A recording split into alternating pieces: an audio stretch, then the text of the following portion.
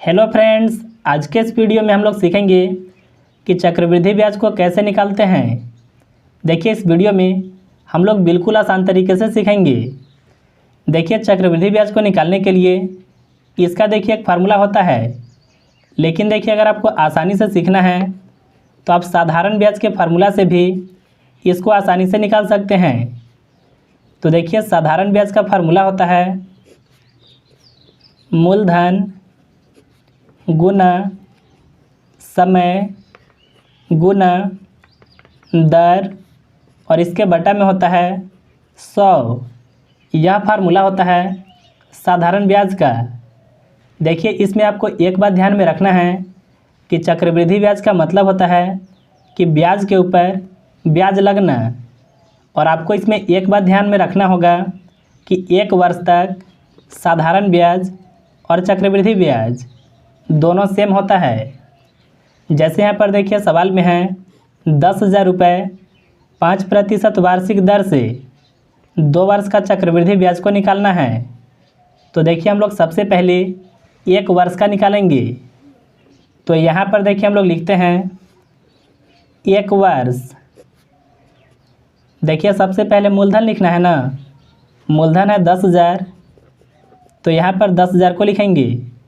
इसके बाद देखिए समय 1 साल है, तो यहाँ पर 1 को लिखेंगे।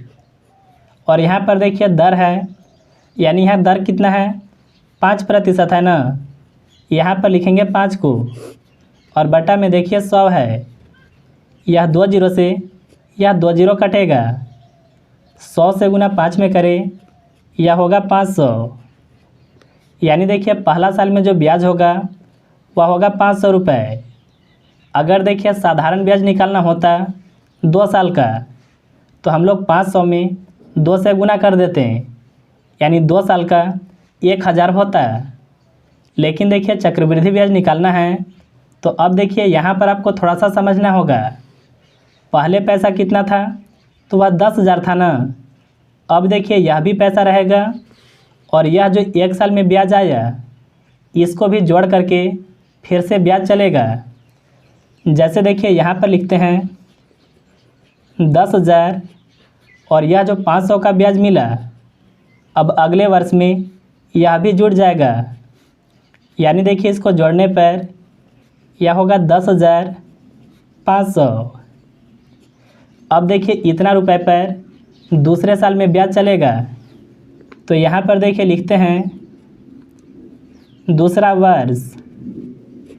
तो सबसे पहले लिखना होगा मूलधन को। तो इस बार देखिए जो मूलधन होगा वह 10,500 होगा।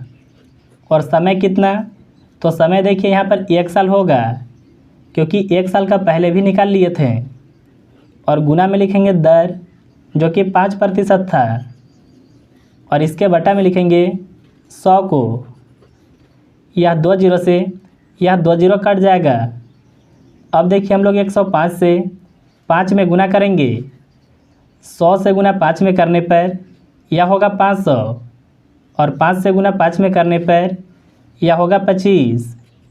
यानी देखिए अगले साल जो ब्याज आएगा वह आएगा 525 रुपये का। तो आपको देखिए 2 साल में चक्रवृद्धि ब्याज निकालना था ना, तो पहला साल में कितना आया था 500, और दूसरे साल में 525। इन दोनों को आपस में जोड़ेंगे। तो यहाँ पर देखिए हम लोग जोड़ते हैं 500 प्लस 525, तो यह हो जाएगा 1,025।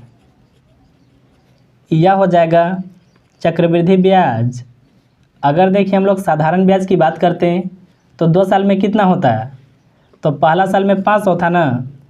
तो देखिए इसी हिसाब से आगे बढ़ते रहता है।